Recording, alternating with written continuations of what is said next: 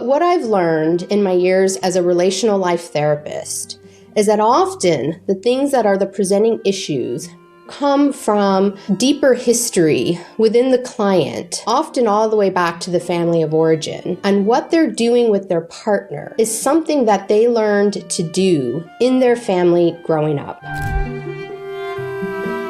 My name is Desirae Ysasi.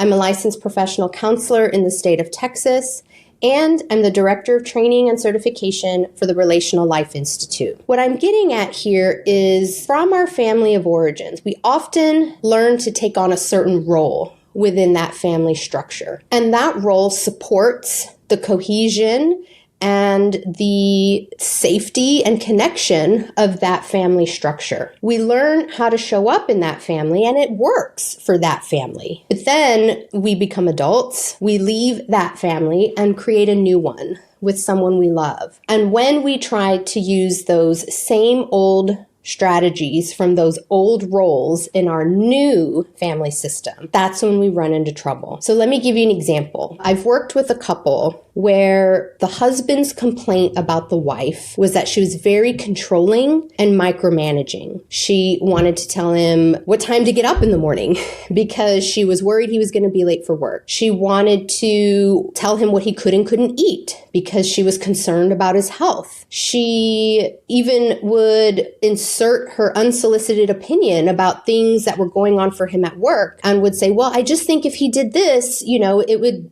go much better. So overall, he found her to just be really controlling and micromanaging. And when I checked in with her about it, she was frustrated because as she saw it, that was coming from love.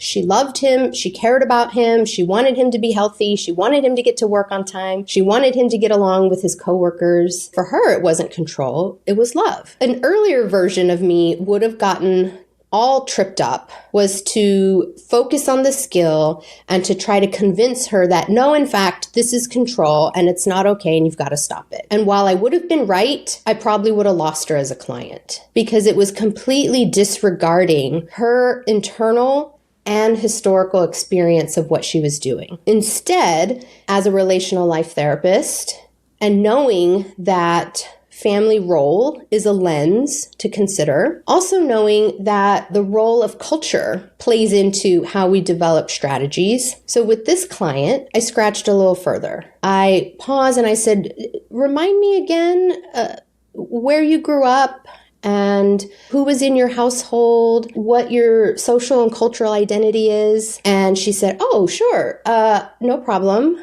I'm originally from South Texas, on the border of Texas and Mexico. My family immigrated from Mexico. I'm firstborn Latina in the US, and I'm the oldest daughter. And as a fellow Latina myself, I went, aha, I get it. The first daughter in a Latina family is often placed in a position of sort of being a little mother to the rest of the family, to the siblings. And in fact, she did. She had many younger siblings that she was placed in charge of. And it worked for that family. And culturally, this is not an uncommon thing. We could get into the ins and outs of how appropriate or inappropriate that is and the ways that that was falsely empowering or too much of a burden. Again, I didn't go there. What I said to her was, okay, so you, at a very young age,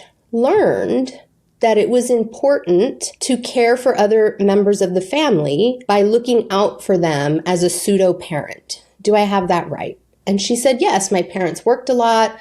There were a lot of kids, and I loved my brothers and sisters. And so, yes, I helped them with their homework, and I made dinner, and I made even rules for them, and even carried out consequences and punishment for them. And I loved them, and they knew that that was love, and that was how I took care of them, and how I protected them, and how I helped keep them safe. And so she grew up in a position to be very empowered in her family dynamic, to take control and to set rules and carry them out and insert her opinion and tell people what to do. And it was all within the context of love and care and it was completely normal. What helped me in working with this couple is just to hear her story and listen to that history with respect and integrity and an understanding that for her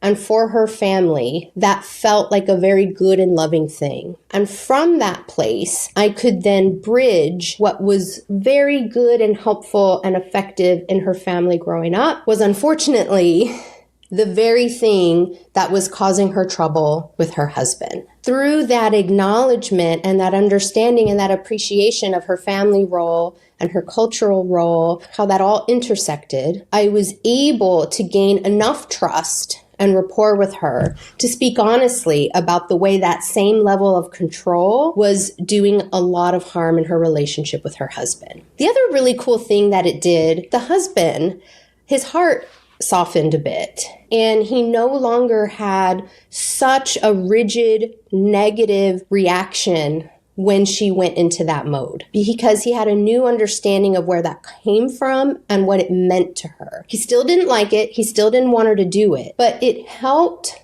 settle his reactivity around it because he could see it as love. And from that place, he could learn how to speak to her about it in a new way. Sweetheart, I know that this is a way that you're trying to show me love right now. However, that's not how it's landing for me. If you really want to show me love and care right now, here's what I would like instead. It really moved us into a beautiful new way of speaking about their dynamic. It softened his heart. It woke her up to a new take on how she was relating to him, and it let us do the work so much more easily. I hope that story inspires you to get more curious about some of these patterns of behavior that you're seeing play out between your couples. I hope that it reminds you to ask about where they might have learned this and to be sensitive to the ways that not only family of origin can influence that, but also social, cultural, religious, geographic, and even birth order